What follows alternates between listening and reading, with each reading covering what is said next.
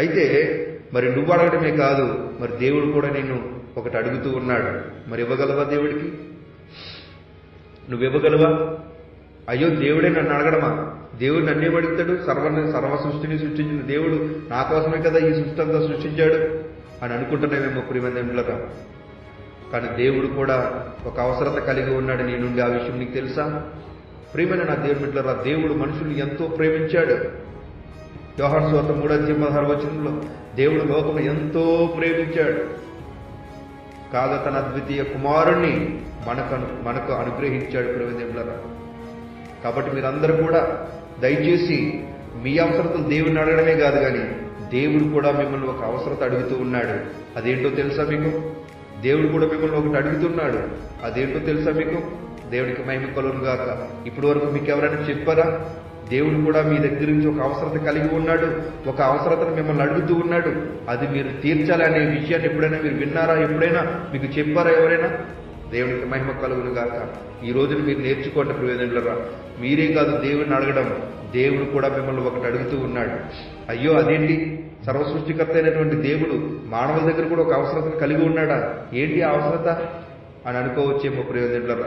చదవండి, ఈ వచనాన్ని చదివి దేవుడు కూడా మిమ్మల్ని ఏం అడుగుతున్నాడో, దేవుడు కూడా మీ అవసరత, దేవుడు కూడా మీ దగ్గర ఏ అవసరత కలిగి ఉన్నాడో మీకు అర్థమవుతుంది ప్రియజనులారా. దేవుడు అడిగితే, మరి ఉన్నతమైనది ఏదైనా అడిగితే మేము ఎలా తెచ్చివ్వగలగము? సృష్టిని సృష్టించిన దేవుడే మానవులుగా మట్టిగా ఉన్నటువంటి మేము దేవుడికి ఏమి ఇవ్వగలుగుతాము? దేవుడు నిజంగా మమ్మల్ని కానీ అడిగితే, దేవుడిని మేము ప్రేమిస్తూ ఉన్నాము, దేవుడే కానీ మమ్మల్ని నిజంగా ఏదైనా అడిగితే నా ప్రాణాన్ని సహితం ఇవ్వడానికి సిద్ధంగా ఉన్నాను అనేవారు ఈ లోకంలో ఉన్నారు ప్రియజనులారా. లేరంటారా? చాలా మంది ఉన్నారు.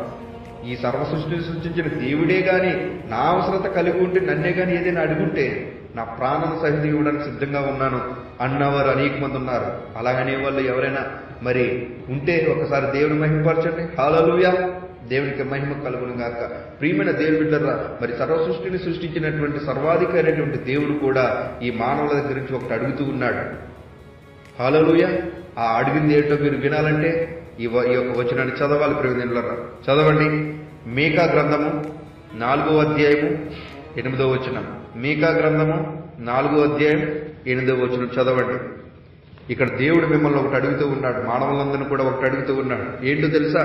మనుషుడా, ఏది ఉత్తమమో అది నీకు తెలియజేయబడి ఉన్నది.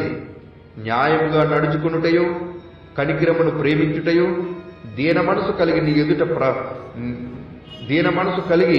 ఎదుట ప్రవర్తించుటయు, ఇంతే కదా యెహోవా నిన్ను అడుగుచున్నాడు. దేవుడికి మహిమ కలుగును గాక. హల్లెలూయా. దేవుడు అడుగుచున్నాడు మిమ్మల్ని అందరినీ కూడా.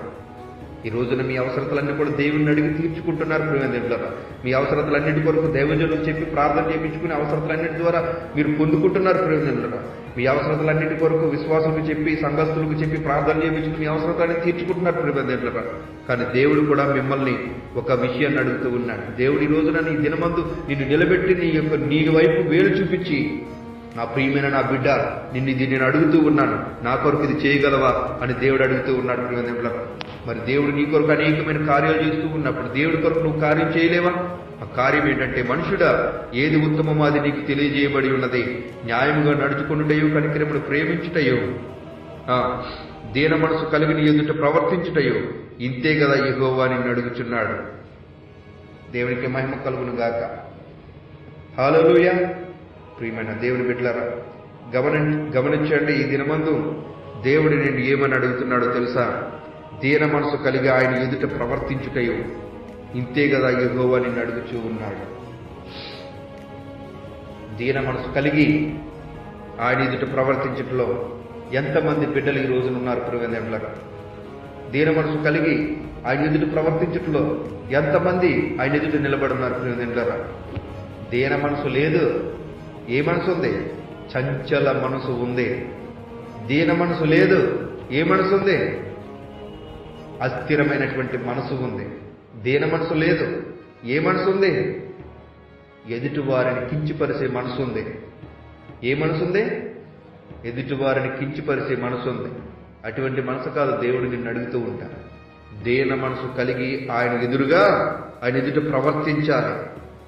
నీకు దీన మనసు ఉందా? ఈ రోజున దీన మనసు ఉందా? క్రీస్తు కలిగినటువంటి మనసు మీరు కూడా కలిగి ఉండి అంటున్నట్టు. క్రీస్తు కలిగినటువంటి మనసు నీకుందా? అయితే దేవుడు నిన్ను అడుగుతున్నది ఏంటంటే, నీకు ఏది ఉత్తమమో ఏది ఉత్తమమో కాదు, నీకు ఎదురుగుండగా పెట్టబడింది, నీకు తెలియజేయబడింది. ఏది మంచిదో ఏది చెడ్డదో అవన్నీ కూడా నీకు తెలియజేయడానికి దేవుడికి ఎదురుగుండగా పెట్టి ఉన్నాడు. న్యాయంగా నడుచుకోవటం ఎలాగో, అన్యాయంగా ఉండటం ఎలాగో నీ ఎదురుగుండగా పెట్టబడింది.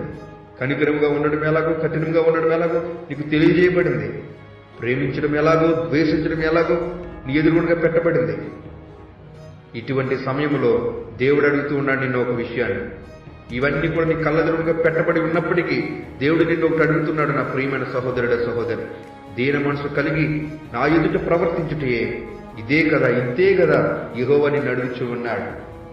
దేవుడు నిన్నేమి దశంభాగాలు తెమ్మని అడగలేదు. దేవుడు నిన్నేమి ఇంకా కానుకలు తెమ్మని అడగలేదు. దేవుడు నిన్ను ఇంకా ఏమి బంగారము, వెండి, ధనధాన్యాలు తెమ్మని అడగలేదు. కానీ ప్రియమిత్రులారా, ఏది మంచిదో ఏది చెడ్డదో నీ కళ్ళెదురుగా పెట్టబడింది. హల్లెలూయా.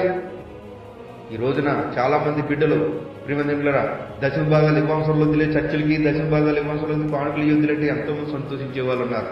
అది మంచి పద్ధత? దేవుడికి ఇచ్చిట్లో కూడా నువ్వు ఏది మంచిదో ఏది మంచిది కాదో నువ్వు సరి చూసుకుని ఉండాలి ప్రియమిత్రులారా. చాలా మంది బిడ్డలు మరి ఇచ్చిన తర్వాత కూడా లెక్కలేసుకున్న వాళ్ళు ఉన్నారు. దేవుడికి నేను ఇంత ఇచ్చాను అంత ఇచ్చానని కూడా. అయితే నీ ఎదురు ఏది మంచిదో అది నీ కళ్ళెదురుగా పెట్టబడింది. ఆ మంచిదాన్ని నువ్వు చెయ్యాలని దేవుడు అంటున్నాడు. దీన మనసు కలిగి ఉండాలంటున్నాడు ప్రియమిత్రులారా. ఈ రోజున దశమ భాగాలు ఇవ్వని దేవుడు అడగకపోయినా నువ్వు ఇచ్చే బాధ్యత నీకుంది. ఎందుకో తెలుసా? మినిస్ట్రీ డెవలప్మెంట్ కోసం, అనాథ పిల్లల కొరకు దీన మనసు కలిగి, మీరు దీన మనసు కలిగి దేవుని సేవా పరిచర్య నిమిత్తం ఇంకా ముందుకు ఎదగాలనే పరిచర్య నిమిత్తం ముందుకు ఎదగాలనే ఆలోచన కలిగి, దేవుడికైతే నువ్వు ఇచ్చి దేవుడికి నువ్వేమి ఉద్ధరించేది ఏమి లేదు. సర్వ సృష్టిని సృష్టించిన దేవుడు సమస్తాన్ని నీకు అప్పగించి ఈ సృష్టినే నీకు ఇచ్చాడు. కానీ సృష్టినే దేవుడు నీకు ఇస్తే నువ్వేం చేస్తున్నావు? సృష్టిని పరిపాలన చేయకుండా నువ్వేం చేస్తున్నావు? సృష్టిని పూజిస్తున్నావు. ఇది ఎంత తప్పు? కాబట్టి ప్రియమిత్రులారా, సృష్టిని నీకు ఇచ్చినప్పుడు సృష్టిని పూజించడానికి కాదు నేను ఇక్కడ పెట్టింది, సృష్టిని శాసించడానికి నిన్ను నిలబెట్టాడు దేవుడు ప్రియమిత్రులారా. కాబట్టి నువ్వు దేవుడి ఎదుట దీన మనసు కలిగి ఉండాలి.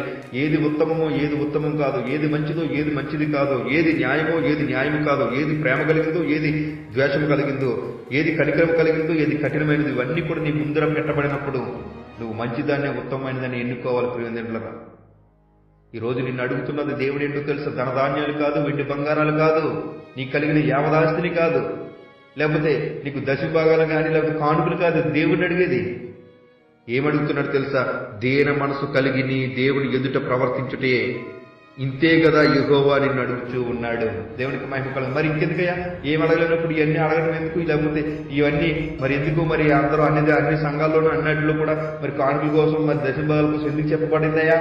లేకపోతే ఇంకోటి ఎందుకు దేవుడు మనం అన్నారయ్యా అని అంటే ప్రియమిత్రులారా, వాటిలో కూడా పెద్ద చరిత్ర ఉంది, చాలా పెద్ద ప్రసంగాలే ఉన్నాయి.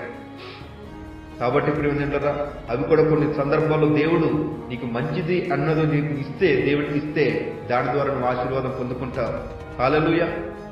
ఈ రోజున నా ప్రియమైన సహోదరుడా సహోదరి, నీకు ఏది మంచిది అనిపించిందో అదే చెయ్యాలి. దేవుడికి ఇచ్చుటలో నువ్వు ఆశీర్వదించబడతావు. దేవుడు అన్నాడు మీక మలాకి గ్రంథంలో కూడా దేవుడు చెప్పాడు. మలాకి గ్రంథంలో దేవుని వాక్యం చెలవిస్తుంది కదా. మలాకి గ్రంథం 3వ అధ్యాయం 8వ వచనంలో ఏమనుంటుంది ప్రియమిత్రులారా? దశమ భాగము ప్రథమ ఫలములను మరి దేవుని సన్నిధిలో మీరు ఇవ్వాలని ఉన్నది ప్రియమిత్రులారా. అయితే అది నీకు మంచిది అనిపిస్తే చెయ్యి, చెడ్డ అనిపిస్తే మానేయి. కానీ ఏది మంచిదో ఏది మంచిది కాదో అది మాత్రం నీ కళ్ళెదురుగా పెట్టినప్పుడు నువ్వు దీన మనసు కలిగి దేవుని ఎదుట ప్రవర్తించుటలో మాత్రం నువ్వు వెనకడుగు వేయకూడదు. ఇంతే కదా యెహోవా నిన్ను అడుగుచున్నాడు. హల్లెలూయా. నువ్వు దీన మనసు కలిగి ఉంటే ఏది మంచిదో ఏది మంచిది కాదో నీకు తెలిసిపోతే నీకు దానికి ఎదురు సమాధానం నువ్వు చెప్పవు. హల్లెలూయా. దేవునికి ఇష్టమైనది ఏదో దేవునికి తెలిసిపోతుంది ప్రియమిత్రులారా. ఈ రోజున ఒక సంఘం కట్టబడుతుంది, ఒక సంఘం కట్టబడతా ఉంది. దానికి లోకానుసారమైనటువంటి రీతిగా భౌతికంగా మరి సంఘానికి మరి పరిచయం చేయడానికి నువ్వు వెళ్ళాలి. సంఘంలో ఉన్నప్పుడు సంఘ కాపరిగా ఉండి సంఘ కాపరి అన్నాడు, అయ్యా అమ్మా తల్లులారా, మరి మీ సంఘంలో ఉన్నారు కదా, మరి మనం సంఘం కట్టుకుంటున్నాము, సంఘం కడుతున్నాము, ఇది ఇంత పెద్ద బిల్డింగ్ వేస్తున్నాము, మరి దానికి కొంచెం హెల్ప్ చేయడానికి ఎవరైనా రండి అన్నప్పుడు ఎక్కడైనా బైబిల్లో రాసుందా? సంఘానికి వచ్చి మేము సిమెంట్ పని చేయాలని, లేకపోతే గమేళాలు మొయ్యాలని, లేకపోతే సాపలు ఎత్తాలని, గిన్నెలు తీయాలని ఏమైనా బైబిల్లో ఉందా అని అడిగితే ఎవడేం చెప్తాడు మీకు? అది వ్యతిరేకం తిరిగే స్వభావము, అది సంచల మనసు కలిగినటువంటి మనస్తత్వము, అది మూర్ఖ స్వభావము ప్రియమైన ఇంట్లో. కానీ ఏది మంచిదో ఏది మంచిది కాదో దీన మనసు కలిగి నువ్వు ఉంటే దేవుడు నీకు బయలుపరుస్తాడు, అది నువ్వు చేయవలసిందే. ఈ రోజున ఒక దైవజనుడు, అమ్మ ఇదిగో మన సంఘంలో భోజనాలు పెట్టుకుంటున్నాం కదా, అందరూ తిన్నారు కదా, గిన్నెలు తీయండి, ప్లేట్లు తీయండి, సాపలు ఎత్తండి అన్నారనుకో, బైబిల్లో రాసుందా అని అడుగుతావా దైవజనుడిని? అడగకూడదు కదా. అది నీకు ఏది మంచిది అనిపిస్తే అది చేయాలి. అదే రీతిగానే అనేక సంఘాల్లో డెవలప్మెంట్ కోసం ప్రయోజనాల సంఘ పరిచయ నిమిత్తం అనేక మంది మరి పుస్తకాలు రచిస్తారు. అనేక మంది యదవరాళ్లకు, కుంటోళ్లకు, గుడ్డు వాళ్లకు ప్రియమందిరా, అవిటి వాళ్లకు, వికలాంగులకు ప్రియమందిరా అనేక మందికి సహాయం చేస్తుంటారు. యదవరాళ్లకు మరి వస్త్రాలు ఇస్తూ ఉంటారు, అనాథ పిల్లలను పోషిస్తూ ఉంటారు.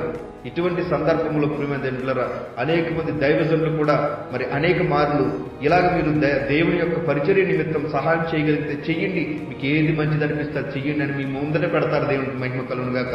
అప్పుడు మీకు మంచిది అనిపిస్తే మీరు చేయాలి తప్ప, చెడ్డది అనుకుంటే మానేయలే తప్ప దానికి ఎదురు సమాధానం చెప్పడానికి ఏ విధమైన ఆస్కారం మీకు దేవుడు ఇవ్వలేదు ప్రియమందిరా. అందుకే దేవుడు అడుగుతూ ఉన్నాడు, దీన మనసు కలిగి నీ ఎదుట ప్రవర్తించుటే, దీన మనసు కలిగి నీ ఎదుట ప్రవర్తించుట, ఇంతే కదా యెహోవా నిన్ను అడుగుచూ ఉన్నాడు. దేవునికి మహిమ కలుగును గాక. దేవుడి ఎదుట దీన మనసు కలిగి ఉండడమే దేవుడికి ఇష్టం ప్రియమందిరా. ఇదే దేవుడు అడుగుతున్నాడు, ఇంకేం అడగలేదు, ఏమి అడగలేదు. కానీ ఏదైనా నీకు ఎదుటి వారికి సహాయం చేయాలి. ఏదో ఒక సంఘానికి కానీ, లేకపోతే ఒక ఆర్గనైజేషన్కి కానీ, లేక ఒక మరి ఉన్నతమైనటువంటి మార్గంలో మరి డెవలప్మెంట్ అవుతున్నటువంటి కొన్ని పరిచర్యలకు కానీ నీకు మంచిది అనిపిస్తే నువ్వు ముందుకెళ్ళి ఇవ్వడమే తప్ప దేవుడు నిన్ను అవేమీ అడగడు ప్రియమందిరా. కానీ దేవుడు అడిగింది ఒక్కటే అడుగుతున్నాడు. నేను ఏమడుగుతున్నాడు తెలుసా? మనుషుడా, ఏది ఉత్తమమో అది నీకు తెలియజేయబడి ఉన్నదే. తెలియజేయబడలేదా? తెలియజేయబడి ఉంటుంది. అమ్మా మీరు ఇలాగిస్తే మంచిది, ఇలాగిస్తే మంచిది అని తెలియజేయబడుతుంది. తెలియజేయబడిన తర్వాత న్యాయముగా నడుచుకుంటయో, కనికరమును ప్రేమించుటయు, దీన మనసు కలిగి ఉండుటయు, దీన మనసు కలిగి ఆయన ఎదుటి ప్రవర్తించుట అన్నది నీ వశంలో ఉన్నాయి. వాటిని నువ్వు ఆ విధంగా నువ్వు ప్రవర్తిస్తావో లేదో అది నీకు అప్పగించబడింది. కానీ దేవుడు మాత్రం ఏది ఉత్తమమో ఏది ఉత్తమం కాదో అది నీకు మాత్రం తెలియజేయబడి ఉన్నదని దేవుడు చెప్తూ ఉన్నాడు. అది దేవుడికి నువ్వు చేస్తావో చేయబడిన తర్వాత విషయం. కానీ దేవుడికి ముఖ్యంగా కావాల్సింది ఏంటో తెలుసా? దీన మనసు కలిగి ఆయన ఎదుట ప్రవర్తించడం. దేవుడికి మహిమ కలుగును గాక. ఈ విధమైనటువంటి అవసరత దేవుడు నీ ఎదుట కూడా కలిగి ఉన్నాడు ప్రియమందిరా. నీ యొక్క కూడా దేవుడు అడుగుతూ ఉన్నాడు ఈ అవసరతను. మరి ఎంతమంది బిడ్డలు దేవుడు అవసరం తీర్చడానికి ముందుకొస్తున్నారు? దేవుడు అంటున్నాడు, అడగండి నన్ను, అడుగుడి మీకు ఇవ్వబడును, వెదకుడి మీకు దొరుకును, తట్టుడి మీకు తీయబడినట్టు దేవుడు సెలవిస్తా ఉన్నాడు. మరి అటువంటి దేవుడే మిమ్మల్ని కూడా ఒకటి అడుగుతున్నాడు ప్రియమందిరా. ఏమడుగుతున్నాడు తెలుసా? మనుషుడా, ఏది ఉత్తమమో అది నీకు తెలియజేయబడి ఉన్నది, న్యాయముగా నడుచుకుంటయు, కనికరమును ప్రేమించుటయు, దీన మనసు కలిగి నీ ఎదుట ప్రవర్తించుట, ఇంతే కదా యెహోవా నిన్ను అడుగుచూ ఉన్నాడు. దేవుడికి మహిమ కలుగును గాక. మరి యెహోవా నిన్ను అడుగుతున్న దాన్ని మరి దేవుడి కొరకు నువ్వు చేయడానికి సిద్ధంగా ఉన్నావా? నువ్వు సిద్ధంగా ఉంటే ఈ సమయంలో కనులు మూసుకో. నీ కొరకు నీ దీనదాసుడు రూపంలోనే నేను ప్రార్థన చేస్తూ ఉన్నాను. ప్రియమిత్రులారా, మీరందరూ బలపరచబడండి, దేవుడికి ఇష్టలుగా జీవించండి. ప్రార్థన. సకల ఆశీర్వాదములకు కారణభూతుడైన సర్వశక్తిమంతుడ సర్వోన్నతుడు యేసుక్రీస్తు ప్రభువా, నీ నామం నాకు స్తుతులు, స్తోత్రాలు, వందనాలు చెల్లించుకుంటున్నానయ్యా. గొప్ప ఉన్నతమైనటువంటి ప్రభువా మాటలను ప్రభువా ప్రియబిడ్డలకు బయలుపరిచి ప్రభువా బలపరిచి నడిపిస్తూ ఉన్న విధానాన్ని బట్టి వందనాలు. ఎంతమంది బిడ్డలైతే ఈ వాక్యాన్ని హృదయం అనే పలక మీద రాసుకొని బలపరచబడుతూ ఉన్నారో ప్రతి ఒక్క బిడ్డని నువ్వు ఆశీర్వదించండి, బలపరచండి, నడిపించండి, సహాయం దయచేయండి, కృప చూపించమని ప్రార్థన చేస్తూ ఉన్నాను తండ్రి. దయగల రాజానికి స్తోత్రాలను ఆయన విత్తబడిన వాక్యం ప్రతి ఒక్క బిడ్డ హృదయములు ఫలింప చేయండి, నడిపించండి ప్రభు. అడుగుడి ఇవ్వబడును, వెదకుడు మీకు దొరుకుడు, తట్టుడు తీయబడినది మాకు ఎంతో ఉన్నతంగా ప్రభా వాగ్దానం చేసిన నీవు మాకు అనుగ్రహిస్తూ ఉన్నావు. మేము అడిగినవన్నీ కూడా అలాగే నీవు అడుగుతున్నటువంటి నీ అవసరతను కూడా మేము తీర్చడానికి ప్రభువా, దీన మనసు కలిగి నీ ఎదుట మేము ప్రవర్తించడానికి ప్రభువా, నీ అవసరతను మేము తీర్చడానికి ఇదే కదా నువ్వు అడుగుతున్నది అన్నప్పుడు నీవు అడిగినది మేము తీర్చడానికి సిద్ధంగా ఉండే మనసును మాకు దయచేయండి తప్ప సంచల మనసును మాకు దయచేయకండి ప్రభువా. సంచల మనసు ఉంటే మాలో తీసివేసి ప్రభువా సిద్ధపాటు కలిగిన మనసు ప్రభా నీకు ఇష్టమైన దీన మనసు మాకు అనుగ్రహించమని ప్రార్థన చేస్తూ ఉన్నాను.